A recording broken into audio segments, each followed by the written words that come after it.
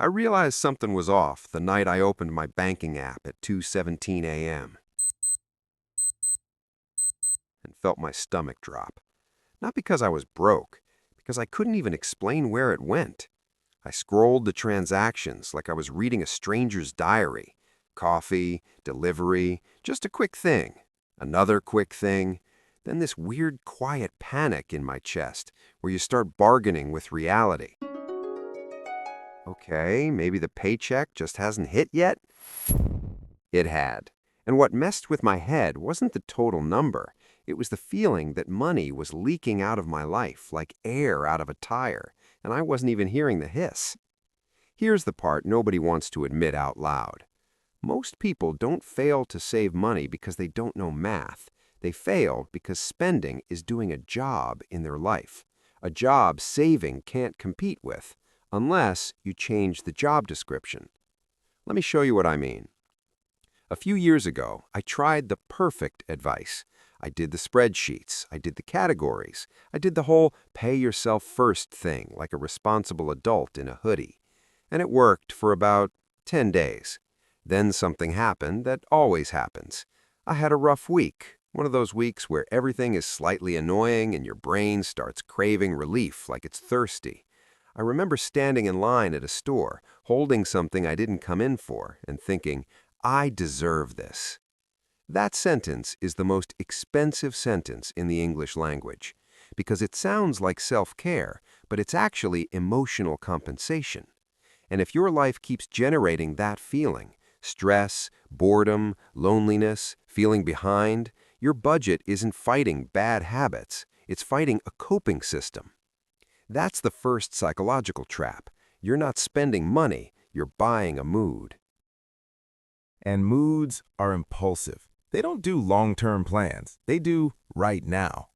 So when people say just have discipline, I kind of laugh. Not because discipline is useless, because discipline is a terrible long-term strategy against a nervous system that's trained itself to use spending as a reset button. I tested this on myself in a way that was honestly uncomfortable. For a month, every time I bought something small, I wrote down what I was feeling right before I bought it. Not what I told myself, what I actually felt.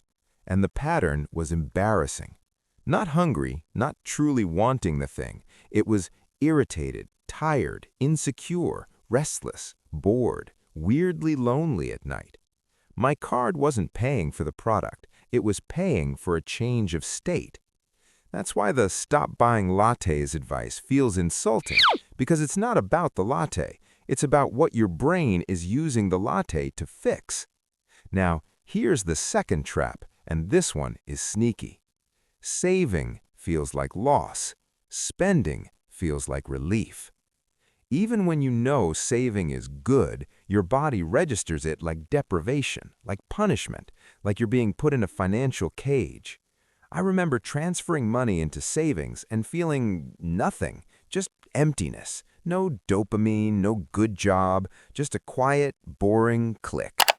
Then I'd buy something stupid and get that tiny hit. Ah, there it is. So if your saving plan depends on you choosing boredom over relief every day, forever, yeah, good luck. That's why people can't save, not because they're dumb, because they're running a system designed to lose. And here comes the third trap, the one that explains why some people make more money and still don't save a cent. Your spending expands to protect your identity.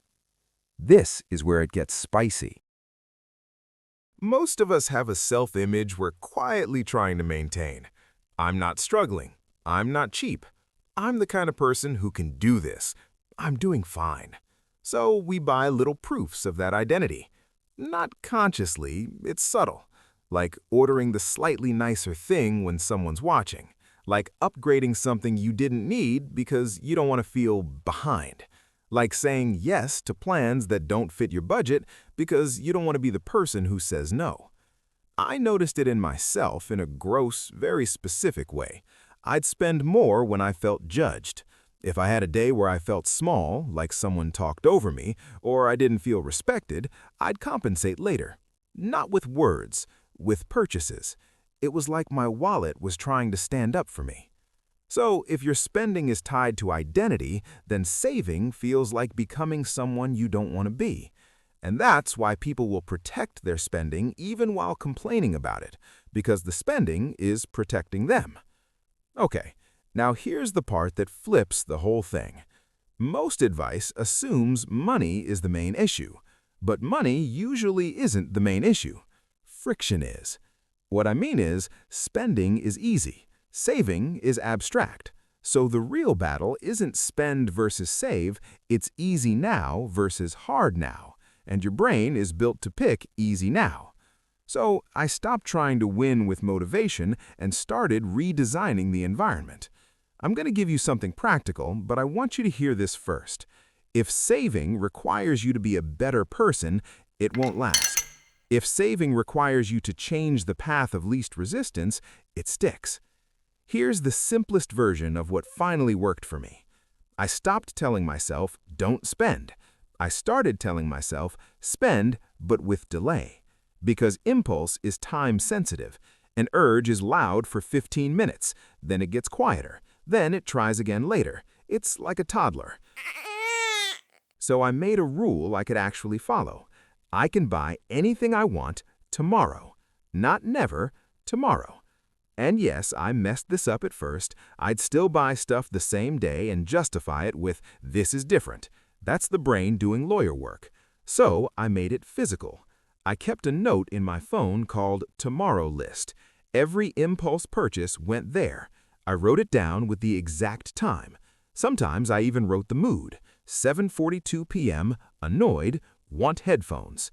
Then, the next day, I'd look at the list and feel something wild. Indifference. Half the things I wanted felt stupid in daylight, and the ones that still felt good, fine, I bought them. No guilt. That's important. Because the goal isn't becoming a monk.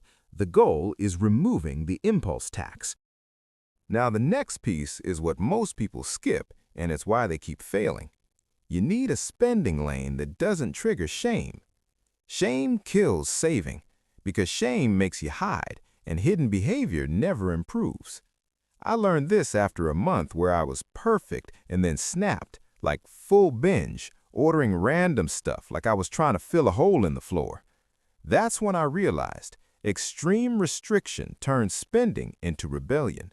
So I built a guilt-free lane. One small account, automatic transfer each paycheck.